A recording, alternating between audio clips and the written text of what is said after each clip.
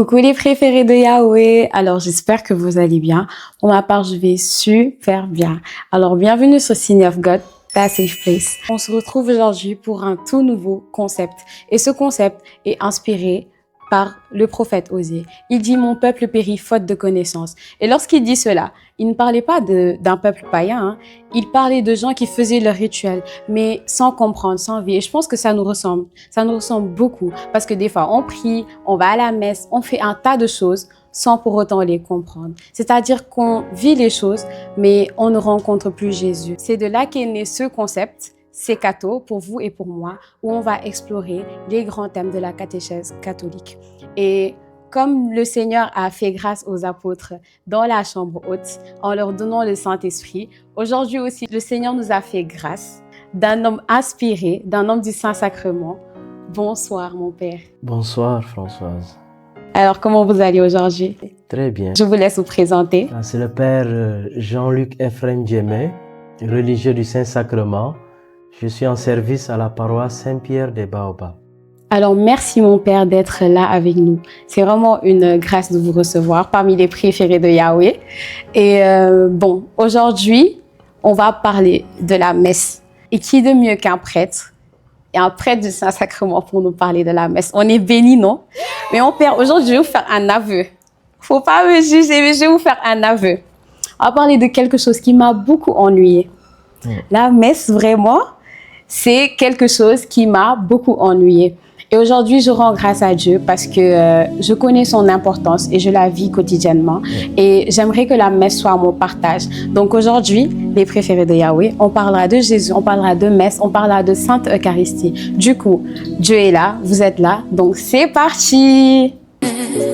Mon cœur, il est tout à toi, il vibre au son de ta voix. Alors, les préférés de Yahweh, je pense que je ne suis pas la seule qui allait à la messe pour la formalité, parce que papa a dit, parce que maman a dit, et pour les beaux chants. Vraiment, les chants à la messe étaient super. Moi, j'allais à la messe à la chapelle Notre-Dame d'Afrique, sauf qu'un jour, non, je dans ma six ou quoi, parce que le jour-là, moi, j'avais l'habitude de manger mes croquettes le matin, le dimanche matin. C'était des croquettes. Ça coûtait 100 francs, c'était parfait, c'était trop nerf. Et le jour-là, je suis devant la porte de la chapelle, je mange mes croquettes, un tonton est là, et mon père, le tonton me dit, petite, pourquoi tu manges des croquettes avant la messe? Mais je me suis dit, pardon tonton, mais de quoi je me mêle? Et il m'a fait tout un texte sur le fait qu'il fallait se préparer à la messe, qu'il fallait faire un jeûne eucharistique. Alors moi, j'étais là, hein, je me disais, bon, d'accord, tonton, moi, je veux juste manger mes croquettes. Donc, je ne vois pas pourquoi on me parle de jeûne eucharistique. Et aujourd'hui, j'aimerais savoir quel est l'impact de ce jeûne eucharistique et au-delà de ça, de cette préparation personnelle avant la messe. Alors, Françoise, merci pour cette question. L'Eucharistie, c'est un repas. C'est le repas du Seigneur et qui demande une préparation intérieure et extérieure. D'où la nécessité, à la veille, avant de s'y rendre, de se préparer psychologiquement, spirituellement, parce que nous allons à la rencontre du roi des rois, du Seigneur, de l'ami fidèle. Et qui parle de repas, parle de l'habit, et l'habit de noces. Et cet habit, comme je le disais tout à l'heure, est intérieur et extérieur. Alors l'intérieur nécessite cette disposition pour que le Seigneur s'y dépose, avant tout Jésus. Cet intérieur nécessite de laisser l'espace qu'à lui, afin que quand de l'intérieur, la nourriture céleste se dépose, elle reflète la lumière vers l'extérieur et contamine le regard de ceux qui nous voient vivre. Et ça rejoint les paroles du Seigneur, c'est en vous voyant vivre que tous sauront que vous êtes mes amis, parce que vous me ressemblez. Quand notre intérieur est habité du Seigneur, l'intérieur suggère à l'extérieur comment se comporter. Alors le jeûne eucharistique permet cette préparation intérieur pour que Jésus-Christ vienne demeurer en nous et se propager entièrement. Et il fait corps avec nous. Voilà. Ce n'est rien d'autre que cette spiritualité du donner tout à celui qui est le tout, pour qu'il puisse nous aider à notre tour à être un tout donné pour que ceux qui nous reçoivent puissent être qu'à lui. Et aujourd'hui, pour une personne qui veut commencer à adopter le jeûne eucharistique, comment il va s'y prendre? Alors, c'est juste te dire que je me prépare à aller au repas du Seigneur. Je peux rester 1 heure de temps, 45 minutes, sans prendre un repas avant l'hostie que je vais consommer ou la parole de Dieu. C'est juste un sacrifice intérieur qui nous prépare et ça te donne l'avant-goût de ce repas que tu vas recevoir en toi. Et ça t'empresse même et tu salives même parce que tu as hâte de consommer en toi, voilà, ce repas des repas. Et comme il dit, l'homme ne vivra pas seulement que de pain. Donc là, on a parlé de la nourriture en tant que telle. Mais moi, par exemple, mon papa avait une habitude, c'est que le samedi soir, on lisait les lectures du dimanche. Oui. Par rapport à la préparation, à la parole aussi, comment on peut s'y prendre? Voilà. Aujourd'hui, beaucoup de jeunes ont des smartphones, des téléphones. Ils peuvent télécharger l'application ALF pour pouvoir, la veille ou avant l'Eucharistie, lire les textes pour avoir une idée de ce que Jésus va nous donner comme parole. Parce que sa parole est aussi nourriture. Nous allons à la messe, mais il y a des frères et sœurs qui vivent des situations particulières qui les amènent à ne pas avancer vers l'autel du Seigneur pour recevoir l'hostie. Alors, pour ces frères et sœurs, c'est pas la peine de rester à la maison et se dire que non, comme je ne communie pas, je ne vais pas à la messe. Non, la parole de Dieu que nous écoutons, la table de la parole est nourriture pour l'âme. Alors viens à la messe, même si quand nous allons passer à la table eucharistique, vu la situation que tu vis, tu ne peux pas avancer, prendre l'hostie, mais tu aurais reçu le Christ comme parole et nourriture. Alors la préparation en lisant les textes, c'est important pour que quand le prêtre va faire son partage, quand les lecteurs vont lire, tu puisses suivre le mouvement de la fête qui est là et que rien ne t'échappe. Je pense que maintenant, on a beaucoup parlé de l'intérieur, mais parce que la Bible dit que c'est de l'abondance du cœur que la bouche parle, donc l'extérieur va être déterminé par ton intérieur. Après avoir préparé son intérieur maintenant, quelles sont les dispositions extérieures à prendre pour vivre la messe pleinement? Ça va relever de l'habillement, de la posture quand nous serons dans l'église, des gestes, des paroles que nous aurons à prononcer. Voilà, tout cela va concourir à pouvoir être dans ce mouvement d'ensemble et harmoniser nos célébrations pour que chacun puisse être dans cette même élévation pour recevoir, voilà, le repas que le Seigneur lui-même a préparé pour ses invités. On a entendu, non? Bien s'habiller, bien se préparer, parce que je pense qu'ici, nous, de toute façon, on cherche ce stage-là, et puis on se prépare à ça. Préparons-nous comme ça pour aller voir Jésus. Parce que je pense que ton maître de stage ne va pas te donner quelque chose que Jésus ne va pas te donner, non? C'est clair? C'est bon?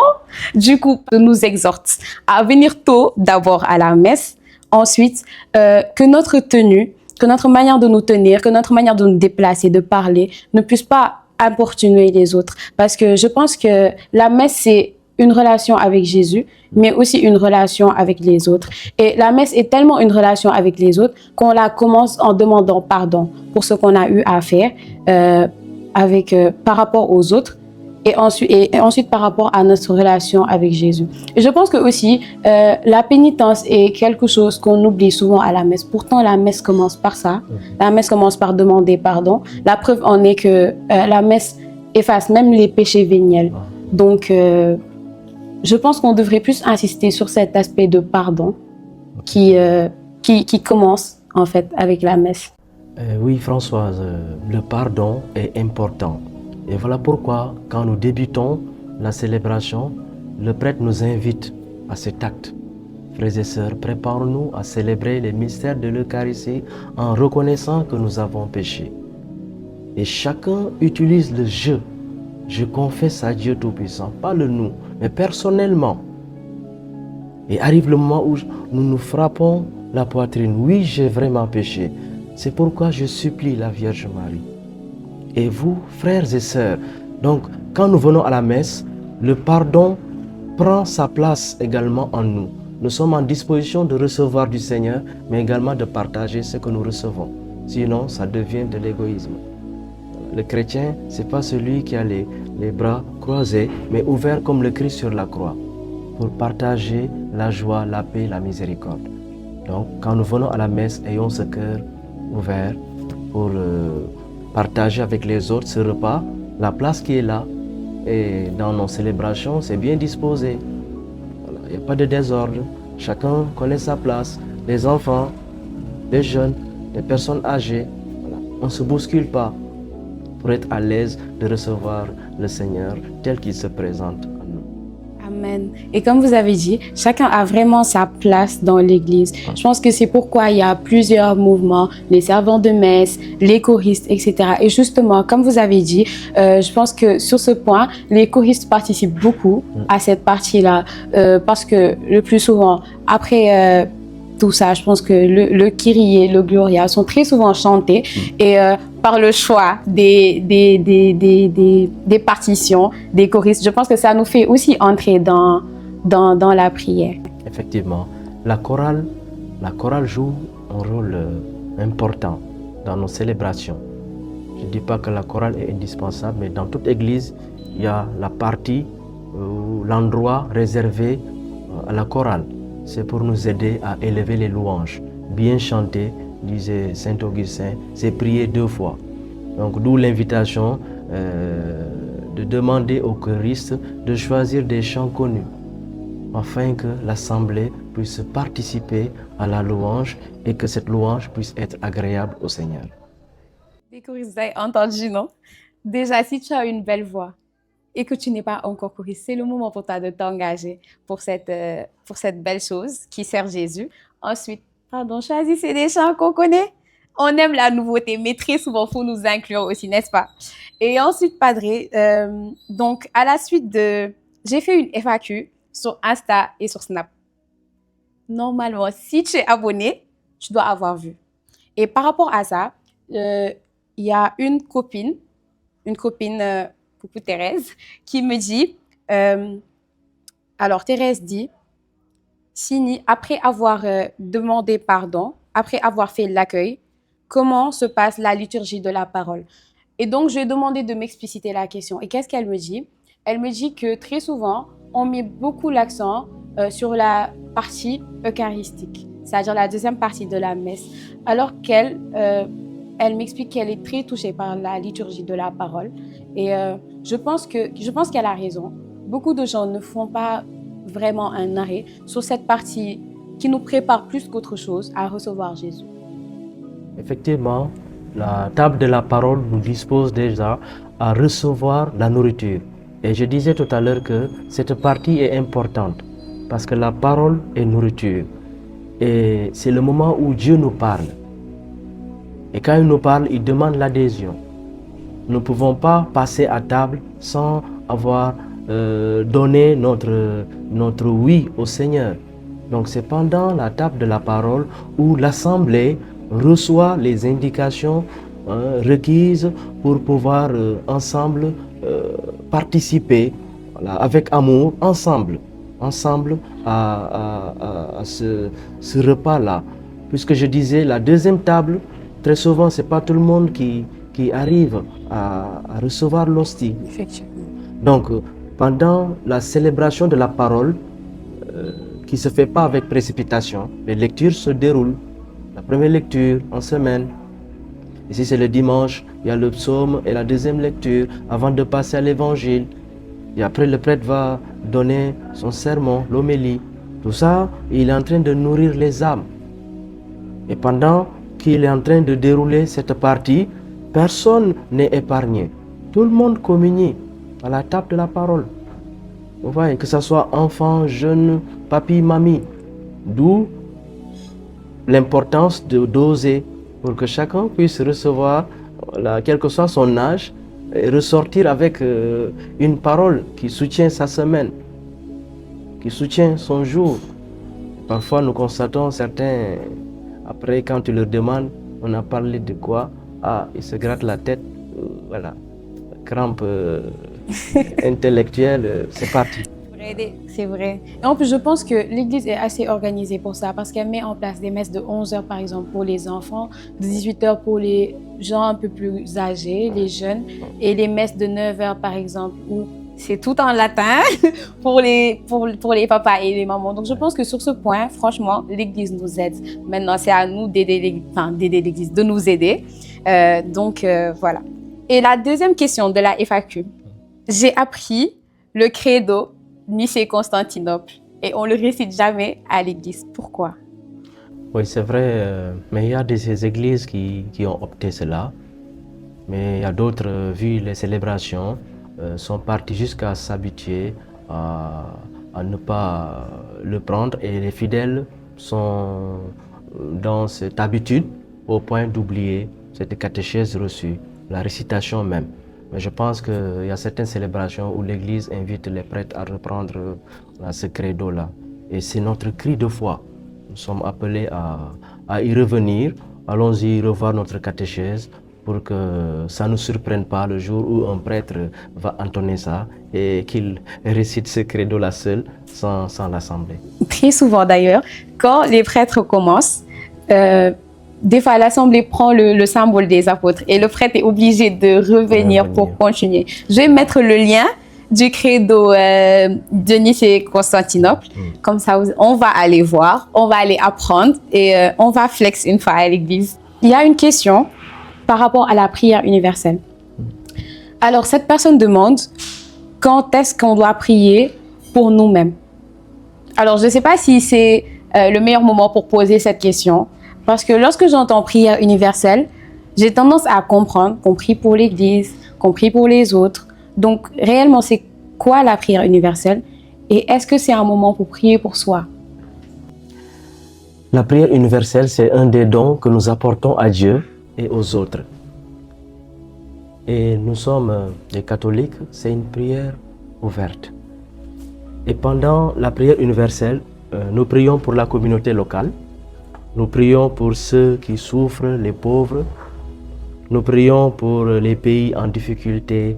Nous prions pour les malades, les personnes handicapées, etc., etc. Pendant la prière universelle, nous prions pour le pays, les affaires publiques. Nous prions pour le monde entier. Nous prions pour les personnes qui traversent des situations difficiles.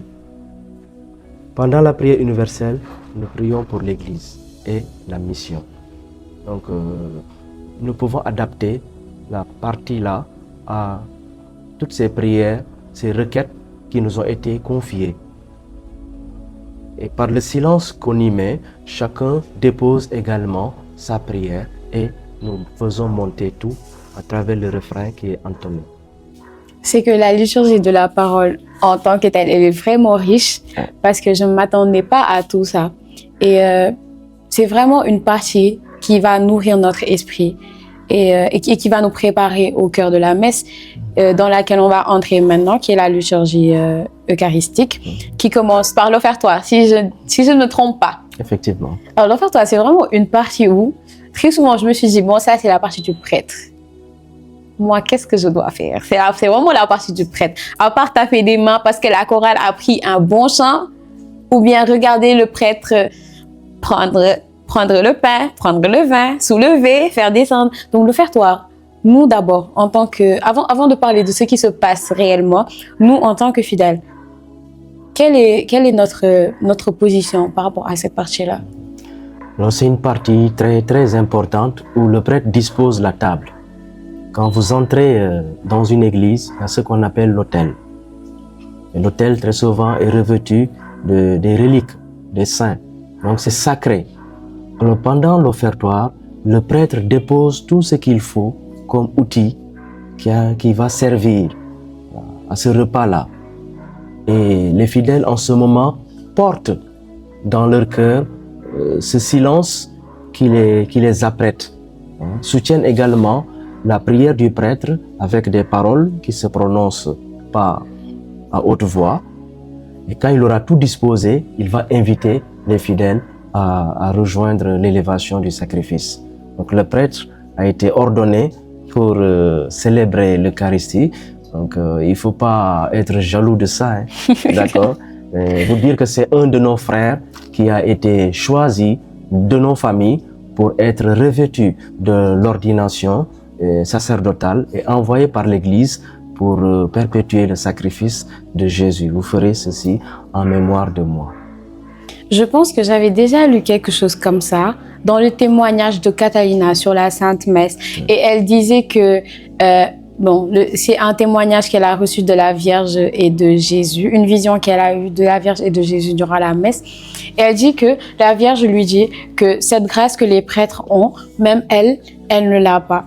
Et autre chose que j'ai lu aussi sur ce témoignage, c'est que par rapport à l'offertoire, la Vierge a invité Catalina à offrir ses peines et ses souffrances parce que le moment de l'offertoire, en fait, elle lui a expliqué que c'était le moment où nos anges gardiens apportaient nos prières à l'autel. Donc voilà, essayons d'apporter nos peines et nos prières. Qu'est-ce qu'on fait de la quête? Qui a connu le Yangou? La quête, c'est une offrande. Hein. C'est une offrande. Et c'est important quand nous venons à nos célébrations eucharistiques de prévoir cette offrande-là que nous prélevons de notre salaire, de notre quotidien pour participer au bon fonctionnement de l'Église. Alors ça prend dès l'enfance, recevoir des parents une pièce que nous mettons dans le panier et nous grandissons dans cette charité-là. Et une fois adulte, on commence à travailler, là ça évolue, hein, ça peut quitter de la pièce à un billet. Amen. Voilà. Donc nous prions que nos fidèles puissent être bien positionnés financièrement pour participer à travers leur offrande au bon déroulement de l'Église. Voilà. Comme le prêtre a dit, que cette petite pièce que nos parents nous donnaient, qui sont maintenant transformées en des billets, on sait non, qu'on ait la présence d'esprit, d'avoir le cœur pour l'offrir à Jésus. Donc, Padre, après la quête, c'est toujours votre partie, c'est toujours les prêtres. Bon, on ne sait pas trop. Après la quête, on parle de préface eucharistique, on parle de... Expliquez-nous. Voilà, le prêtre, toujours dans la table eucharistique, présente les offrandes au nom de l'Assemblée et les offrandes soutenues par la louange.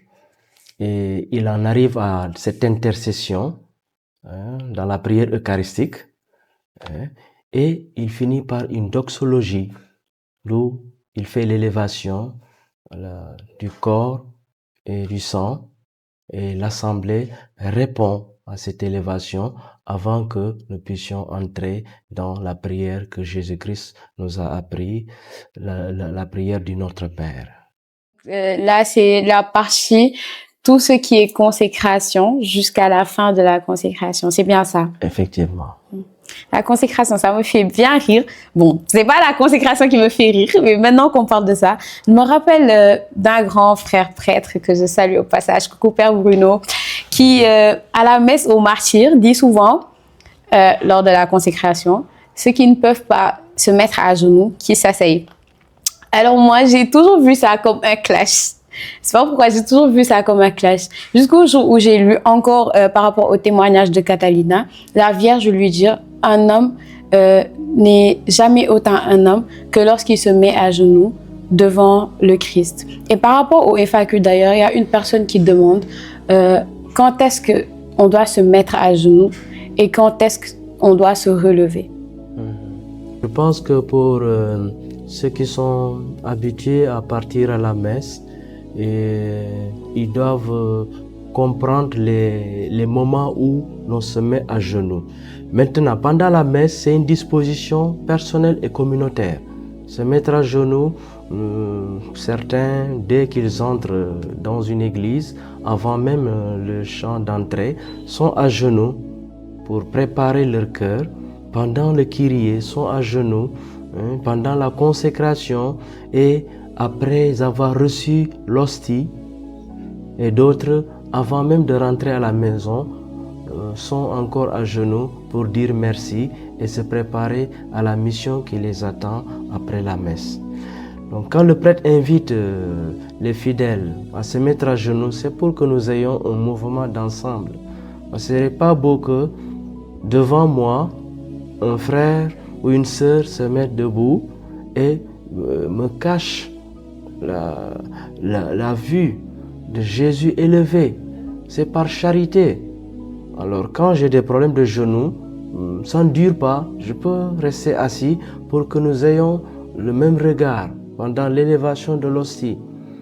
Et après, quand le prêtre va lancer l'acclamation, il est grand le mystère de la foi, nous nous levons pour magnifier cette grandeur. Et ce n'est pas méchant, c'est juste pour permettre celui ou celle qui est derrière moi de pouvoir voir Jésus, parce que nous sommes venus pour le voir, pour le contempler, pour l'adorer.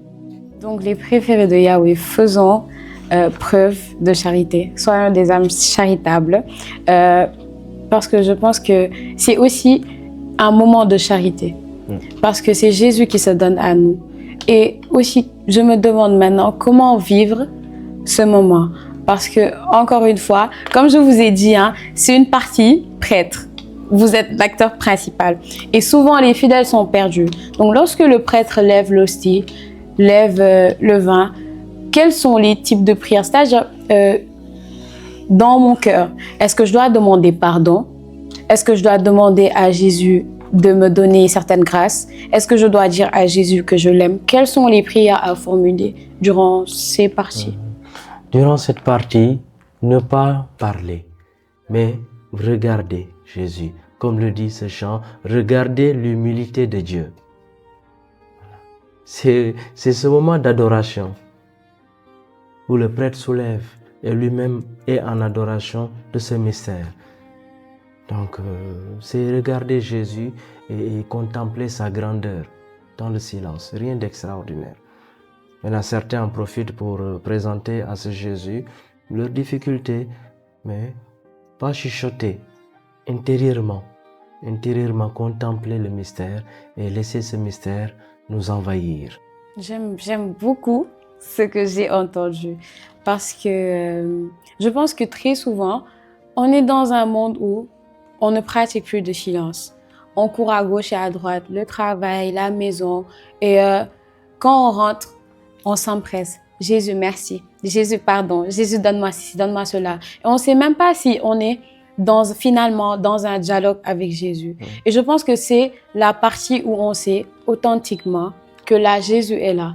Et je pense que c'est une occasion pour nous de vraiment entrer en relation avec lui par ce silence, en lui laissant parler, en lui laissant nous transférer cet amour et en essayant après de le transférer par le Notre Père ou par, je sais pas, la paix du Christ. C'est bien à ça que ça sert, non? Le Notre Père et la partie de la paix du Christ. L'Eucharistie, comme je vous ai dit, c'est un repas bien organisé et nous suivons les étapes qui nous conduisent jusqu'à l'extérieur de la messe. Donc, de l'extérieur, nous entrons à l'intérieur et de l'intérieur, nous ressortons. Donc, tout est bien réparti et le prêtre n'a rien inventé. Il faudra que suivre ce qui est tracé par l'Église. D'accord? Donc, cette disposition de silence intérieur permet de recevoir entièrement le Seigneur. N'ayons pas peur du silence. Aujourd'hui, il faut le dire que les fidèles, ça murmure, ça chuchote trop. Au moment où il faut faire silence. J'ai constaté cela après le chant d'action de grâce. Au lieu de garder ce silence, ça chuchote, ça murmure. Oui, nous applaudissons pour dire merci à la chorale, merci de nous avoir aidés à dire voilà ce grand merci au Seigneur. Mais dès que la chorale finit de chanter, nous avons applaudi, mais retenons ce moment de silence. Et parfois tu vois des amis qui continuent à bavarder. C'est pas le moment. Donc n'ayons pas peur du silence, parce que à travers le silence, Dieu nous parle, comme le dit le cardinal Robert Sarah dans son livre La force du silence. Et nous venons à l'église pour retrouver ce silence-là de Dieu. Parce qu'après la messe, nous allons affronter l'extérieur qui est rempli de bruit. Mais quand est-ce Dieu va nous parler? Il nous parle dans le silence, au point de bien nous renforcer de son silence intérieur, et une fois dehors, le bruit ne peut rien enlever en nous de Dieu. Et nous allons foncer et nous allons affronter le bruit, parce que ce silence qui nous habite va effrayer le monde. D'où nous serons parfois incompris, parce que l'homme intérieur, Jésus-Christ, dans son silence, veille. Wow, je bénis vraiment l'Éternel pour ces paroles percutantes qu'on a entendues. J'espère qu'elles trouveront une place dans mon cœur et dans le vôtre. Et vraiment, je pense qu'on ne prend pas assez de temps d'ailleurs pour prier pour les prêtres. Maintenant que vous parlez du cardinal Robert Sarah, un homme que je suis beaucoup et que j'aime beaucoup, je trouve ses messages très inspirants. Et je trouve que, là, on a parlé de pardon par rapport à nous, par rapport aux autres, on a parlé de Jésus. Mais je pense qu'on n'a pas parlé des prêtres. Et d'ailleurs, par rapport encore au témoignage d'ailleurs, je mettrai le lien pour le témoignage de Catalina pour que vous puissiez aller lire. Par rapport à cette partie, juste à la partie où les prêtres communient. Alors, Catalina dit avoir entendu de Marie que ce serait un moment propice pour prier pour les prêtres, parce que ce sont des hommes qui affrontent beaucoup de choses, même durant la messe, des hommes qui font face à beaucoup de choses, et très souvent on les oublie. On vient, on déverse, et après on s'en va, sans pour autant prier pour vous. Et voilà, et après cette partie-là, je pense que c'est là maintenant la paix du Christ, la communion, etc. Ouais.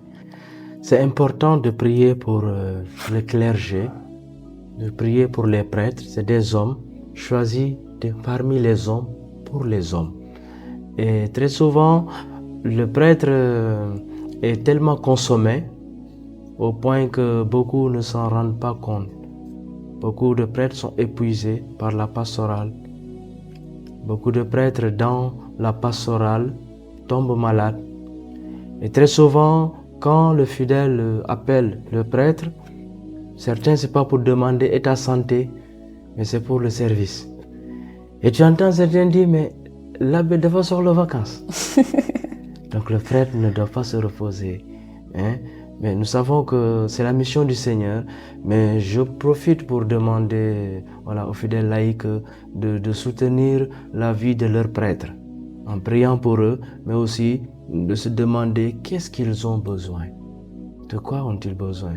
Parce qu'ils ont donné leur vie pour le Seigneur, pour être au service de l'Église. Il t'arrive parfois d'aller bénir une maison très loin.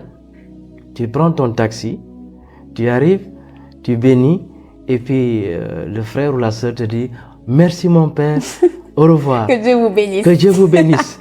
Et il ne se rend même pas compte, ne se demande pas est-ce qu'il a de quoi payer son taxi pour rentrer. Donc j'ouvre cette parenthèse par charité également, la pensée à remettre ne fût-ce son transport pour rejoindre son presbytère. Parce que Padre, c'est un point très important, parce que je ne dirais pas les prêtres sont des personnalités, mais des personnes quand même très importantes. La preuve en est que c'est-à-dire vous portez l'Église, vous portez l'Eucharistie jusqu'à nous pour maintenant nous le donner, pour revenir à la messe par rapport à la communion. Et je pense que c'est quelque chose de pas du tout anodin.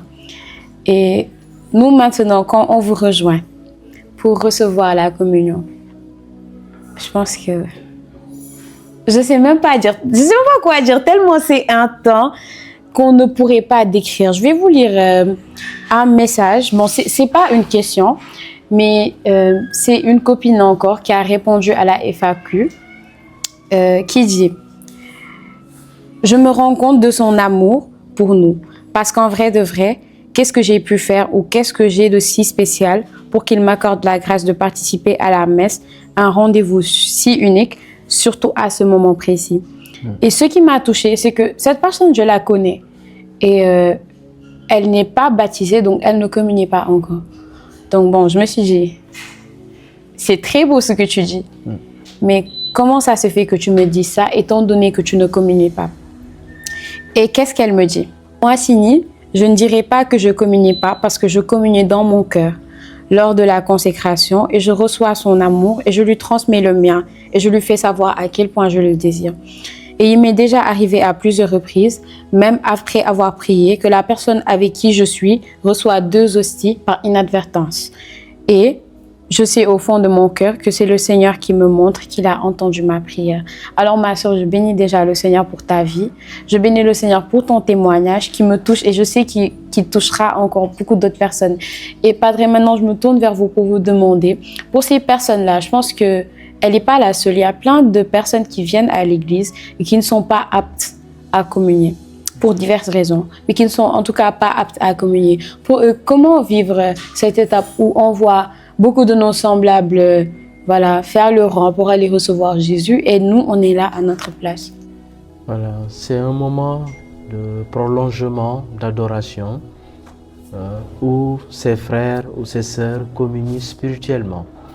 Alors je les invite, assis ou à genoux, de dire à Jésus, hostie sainte, rejoins-moi dans mon cœur, comme elle l'a dit.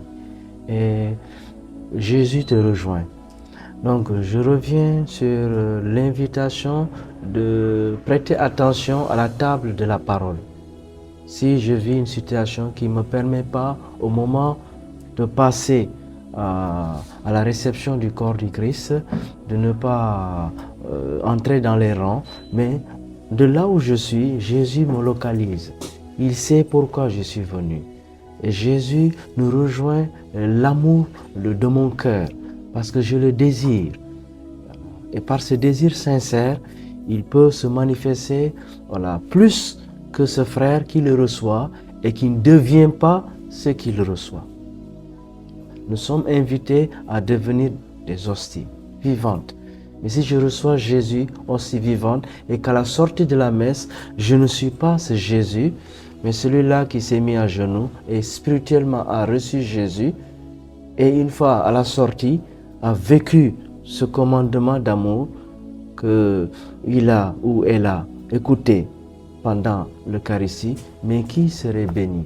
C'est très vrai ce que vous dites, parce que beaucoup de personnes reçoivent l'Eucharistie, reçoivent Jésus, sans pour autant prendre conscience de ce à quoi on communie. Donc maintenant, pour les personnes qui ont cette grâce de pouvoir communier au corps et au sang du Christ. D'ailleurs, communier au corps et au sang du Christ, ça me fait penser à quelque chose. Je pense que, par exemple, les orthodoxes, lors de la communion, ils parlent de communion au corps du Christ. Et nous, les catholiques, on parle aux communions, au corps et au sang du Christ, malgré le fait que nous ne buvons pas de vin, vous buvez et vous ne nous donnez pas. Maintenant, comment ça se fait qu'avec ça, on puisse dire qu'on communie au corps et au sang du Christ? Nous ne pouvons pas départager les deux. Et dans certaines célébrations, avec un effectif qui n'est pas très élargi, c'est possible de communier aux 2 espèces. Mais vous imaginez, une fois je communiquais avec un ami qui est aux États-Unis et pourtant qui m'a signifié que là-bas, le vin pour tout le monde. Hein, mais le vin, ça s'achète, hein, le vin de messe. Alors, si certaines paroisses sont disposées à donner aux prêtres pour acheter autant de vin qui vont suffire, tu vois l'assemblée, non? et que chacun doit prendre une gorgée. Donc, le prêtre, en communiant au sang du Christ, communie également au nom de l'Assemblée.